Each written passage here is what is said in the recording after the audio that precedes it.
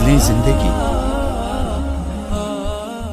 علامات کبریٰ کا ذکر، بڑی علامتیں جو کہ بالکل خرق عادت کے انداز میں ہوگی، جن کا معاملہ جو ہے وہ آپ کے ناپ تول میں نہیں آ سکتا، آپ کی کیمسٹری فزکس ان کا جو ہے وہ نہیں کر سکتی، ادراک ہوگا یہ قیامت کی. ان میں نمبر ایک کیا ہے؟ ایک بہت بڑا دھواں آئے گا، پوری دنیا کو لپیٹے گا. نمبر دو، دجال کا ظہور ہوگا جو اپنی خدائی کا دعویٰ لے کر آئے گا اور بنوائے گا. اس کے ہاتھ میں ہو جائیں گے، قبضے میں ہو جائیں گے سارے ذرائع پیداوار کے. اس کی طرف پہلا قدم اٹھ چکا ہو، ٹرپس کے نام سے معاہدہ ہو چکا ہے. کوئی ملک اپنا بیج پیدا نہیں کر سکتا. یہ بیج ہم نے ڈیولپ کیے ہیں. ان کے ڈیولپمنٹ سے پہلے تم ایک ایکڑ سے کتنی گندم لیتے تھے، آج کتنی لے رہے ہو؟ کس بنا پر؟ جینیٹکس کا جو کام ہم نے کیا ہے اس کی بنا پر ہو رہا. ہاں تو ہمارا حق ہے، اس کی رائلٹی ہمارے پاس آنی چاہیے. لہذا صرف ان اداروں سے، ملٹی نیشنل سے خریدا جائے گا بیج، اور بیج بھی وہ دیں گے وہ کہ جس سے جو فصل اگے گی وہ بیج نہیں لا سکتی، وہ بیج کا کام نہیں کر سکتی. جیسے آپ کو معلوم ہے کہ آپ کے ہاں جو گوشت کھایا جاتا ہے مرغے کا، تو مرغا وہ جو ہے اس میں مرغا ہو یا مرغی ہو، اس کے اندر کوئی وہ کیفیت ہی نہیں ہے. ان کے انڈے جو ہے ان سے آپ بچے حاصل نہیں کر سکتے. ہے تو انڈا، دیکھنے کو تو انڈا ہے، لیکن وہ بنڈا جو ہے اس سے بچہ تو نہیں حاصل کر سکتے.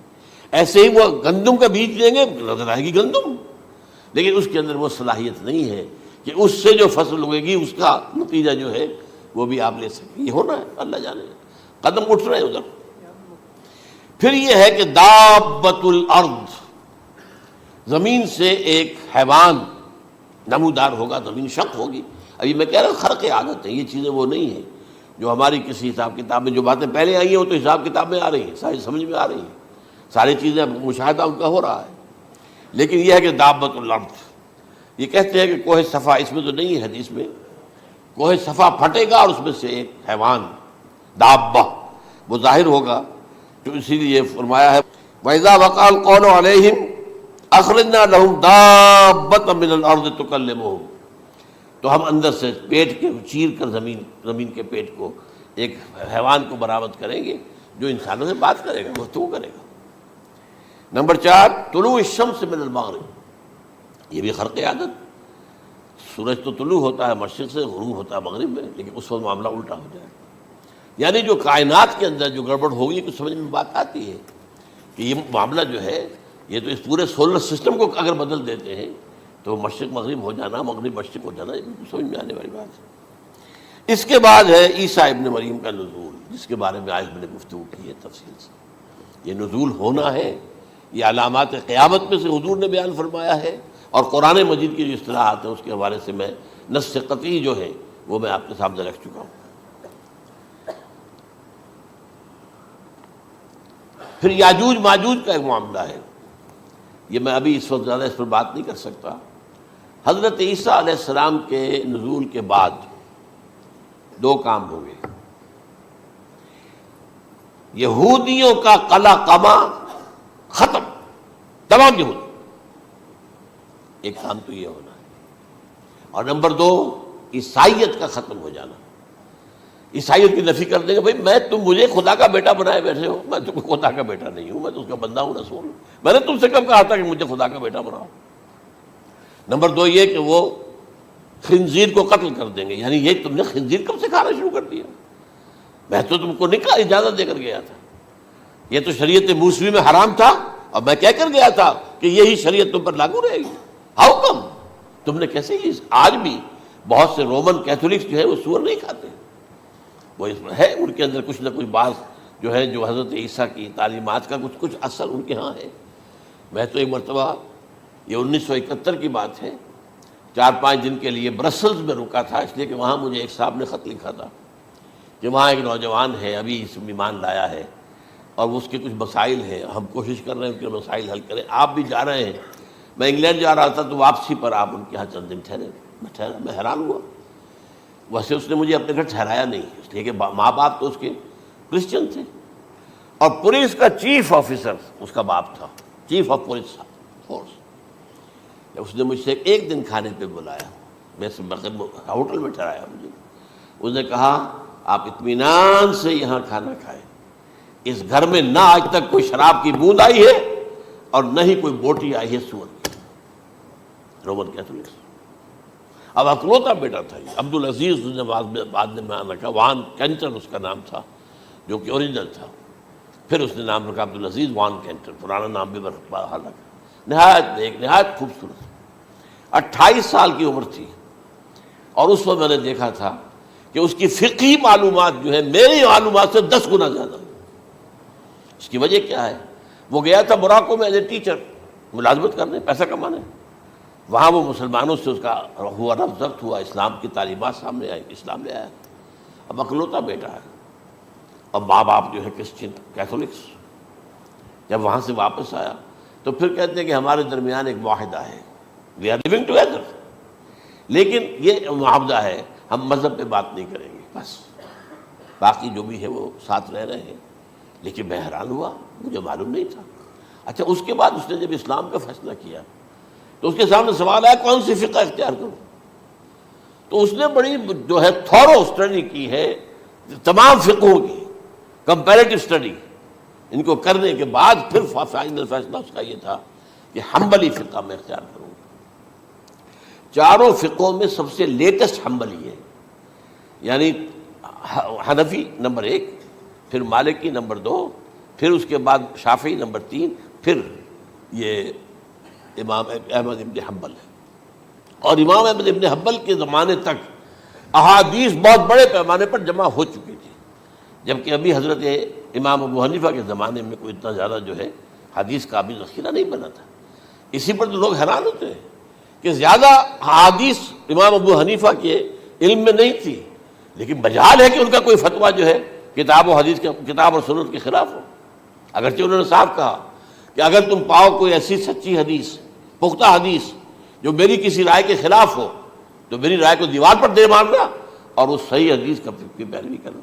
لیکن ویسے اس کے بعد یہ کمال یہ ہے کہ بہت ہی کوئی شاذ معاملہ ہے کہ جس میں ان کا کوئی فتویٰ وہ کتاب و سنت کے منافی ہو یا سنت کے منافی ہو۔ کتاب پہ تو سوال پیدا نہیں ہوتا، کتاب تو ساری ان کے سامنے موجود تھی۔ اس کے بعد یہ ہے کہ یاجوج ماجوج، اصل میں بتا رہا تھا آپ کو کہ جب عیسائیت بھی ختم ہو گئی، یہود ویسے ختم ہو گئے، استیصال ہو گیا، جڑ کٹ گئی، اب عیسائیت گویا کہ اسلام میں ضم ہو گئی، عیسائیت مذہب ختم، یہودی خود ختم۔ اب یہ طاقت کتنی ہو جائے گی؟ تقریباً 2/3 دنیا آ گئی، تمام اب عیسائی 2 ارب کے قریب ہے، 1 ارب 90 کروڑ ہوں گے، یا مسلمان بھی 1 کروڑ 50-60 لاکھ ہیں، دونوں کو جوڑ لیجیے کتنے ہو گئے؟ 6 ارب کل آبادی ہے۔ لیکن اس کے بعد آتا ہے یاجوج ماجوج کا خروج۔ یہ یاجوج ماجوج میرے نزدیک چائنا اور رشیا ہے، ان کی مجموعی طاقت اتنی ہوگی، اور یہ اس طرح آئیں گے ہر اونچائی پر سے اترتے ہوئے، پھسلتے ہوئے۔ جیسے 1962 میں جب وار ہوئی تھی بٹوین چائنا اینڈ انڈیا 1962 میں، تو وہ اس وقت کا نقشہ مجھے آج بھی اخبارات میں پڑھتا تھا تو یاد، waves after waves of Chinese soldiers were coming down the slopes of Himalayas۔ یہ تو وہ ہے نا جن کی تعداد کا کوئی حساب نہیں ہے، اور رشیا اور یہ مل کر جو ہے، میرا اندازہ یہ ہے کہ جب پہلے ملحمۃ العظمیٰ ہوگی وہ عیسائیوں اور مسلمانوں کے درمیان، اس وقت یہ دونوں پاورز نیوٹرل رہیں گی، لیکن غالباً یہ بات طے کر لیں گی کہ ویپنز آف ورلڈ جو ہے ماس ڈسٹرکشن، یہ استعمال مت کرنا۔ اگر یہ ویپنز آف ماس ڈسٹرکشن استعمال کرو گے تو ہم میدان میں آ جائیں گے۔ اس میں وہ جنگ جب ہو چکے گی، پھر حضرت عیسیٰ کو فتح حاصل ہو جائے گی، اور پھر یہ کہ یہودیت ختم ہو جائے گی، عیسائیت بطور مذہب ختم ہو کر اسلام میں ضم ہو جائے گا، پھر وہ 40 برس کا عہد حکومت ہے حضرت عیسیٰ علیہ السلام۔ لیکن جب یہ فتح ہو جائے گی ان پر، اب یاجوج ماجوج آئیں گے، اور اتنی تعداد میں آئیں گے کہ بحیرہ طبریہ جو ہے اس کا سارا پانی پی جائیں گے۔ یہ تو اگر آپ کو کبھی اندازہ ہو یا کوئی آپ جانیں ان لوگوں کو جو ان چینیوں سے واقف ہیں، وہ کہتے ہیں زمین پر ہلتی ہوئی کوئی چیزوں سے وہ چھوڑی چھوڑ کے کھا جائیں گے۔ جہاں وہ جاتے ہیں ایز اے لیبرر، وہاں کے جو سارے کتے ہیں ختم، ساری بلیاں ختم، ہر شے، وہ جو سانپ کھاتے ہیں، ہر چیز کھاتے ہیں، اور یہ تمام ایسٹرن کنٹریز کے اندر ہوتا ہے، بڑی ڈیلیشس ڈشز ہیں یہ، سانپ وغیرہ وغیرہ، اور یہ جس طرح کھا جائے، پانی پیا ایک قطرہ نہیں رہے گا اس پر. تو پھر جو ہے اللہ تعالیٰ اس وقت جو ہے اس میں ایک ایسی بیماری پیدا کرے گا، یہ سب مر جائیں. یہ معجزے سے ہوگا، یعنی ان کے اوپر فتح جو ہے وہ عام لڑائی کے ذریعے سے نہیں ہوگی، بلکہ اس کے اوپر فتح جو ہوگی وہ اللہ تعالیٰ سے بوجھ، ایک بیماری پیدا ہوگی، سب مر جائے گا. اور اس کے بعد اللہ تعالیٰ ایسے پرندے بھیجے گا بڑی لمبی لمبی گردنوں والے، وہ ان سب کو کھا جائیں گے. جیسے ہمارے ہاں گدھ ہوتے ہیں وہ ان کو صاف کر دیں گے. ورنہ تو یہ ہے کہ پوری دنیا کے اندر جو بدبو اور جو پیدا ہوتا معاملہ اس سے، تو اس نوع انسانی کی بقا ممکن نہیں تھی. ان کے خاتمے کے بعد پھر یہ ہوگا کہ حکومت اسلامی جو ہے پوری دنیا میں حضرت مسیح علیہ السلام کی ہوگی. 45 برس وہ رہیں گے، اسی میں وہ کہلن بھی آ جائے گا، وہ فی المہد و کہلن جو میں نے شروع میں بیان کیا تھا. اسی میں پھر یہ ہے کہ وہ شادی بھی کریں گے، ان کی اولاد بھی ہوگی، اور پھر ان کا انتقال ہوگا تو حضرت حضور صلی اللہ علیہ وسلم کے حجرے میں، وہیں پر جہاں حضور اور ابو بکر اور عمر رضی اللہ تعالیٰ عنہم دفن ہیں، وہیں پہ ان کو دفن کیا جائے گا. اور قیامت کے دن حضور فرماتے ہیں کہ میں اور یہ تینوں ساتھ نکلیں گے. تو یہ ہے حالات و واقعات. بہرحال اس میں یہ ہے کہ یہ نوٹ کر لیجئے کہ جہاں تک ہمارے ہاں آج کل کا معاملہ ہے، میرے نزدیک میں یہ کہنے پر مجبور ہوں، جو رفع و نزول مسیح کو نہیں مانتا وہ کم سے کم منکر حدیث ضرور ہے. میں اس سے کم کا فتویٰ نہیں دے سکتا.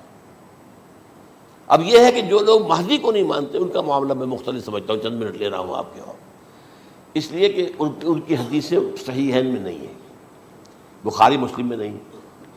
اور یہ کہ بہرحال ان کا معاملہ جو ہے وہ ایسا نہیں ہے حضرت عیسیٰ کا. حضرت عیسیٰ کے آنے کا جو کچھ ہوگا وہ تو میں نے آپ کے سامنے بیان کر دیا. لیکن یہ ہے کہ حضرت مہدی ہمارے نزدیک اس میں خرق عادت کوئی ہے ہی نہیں. جیسے ہر صدی کے مجدد ہوتے ہیں، آخری صدی کے مجدد وہ ہوں گے، اور میرے نزدیک یہی آخری صدی ہے، اور اسی میں حضرت مہدی کا ظہور ہو جانا. سعودی عرب میں کوئی خانہ جنگی ہوگی کسی بادشاہ کے انتقال پر، اور پھر اس وقت یہ ظاہر ہوں گے. اس وقت ملک کے حالات کو سنبھالنے کے لیے لوگ ان کو زبردستی نکالیں گے، چھپے ہوئے ہوں گے ایک گھر میں.